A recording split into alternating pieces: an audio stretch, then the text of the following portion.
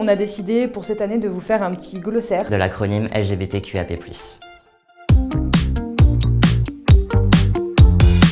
Le L, c'est pour lesbienne. Ce sont les personnes qui vont s'identifier comme femmes et qui vont être attirées sexuellement et ou romantiquement par d'autres femmes. Le G, c'est pour gay. Ce sont des personnes qui s'identifient comme des hommes et qui vont être attirées sexuellement et ou romantiquement par d'autres hommes. B, c'est pour bisexuel. Ce sont des personnes qui vont être attirées sexuellement et ou romantiquement Par deux genres ou plus. Elles vont être très proches aussi des personnes pansexuelles qui elles vont être attirées par tous les genres sans distinction.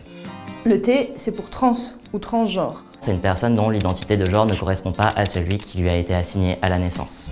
Q, c'est pour les personnes queer. C'est un terme un peu parapluie. Ça va permettre à des personnes qui ne peuvent pas ou ne souhaitent pas encore se définir de se retrouver dans la communauté. Il y a un aspect politique et militant derrière ce terme. Le I, il est très important pour nous cette année parce qu'il s'agit de l'intersexuation et des personnes intersexes et c'est notre mot d'ordre à la Pride de cette année.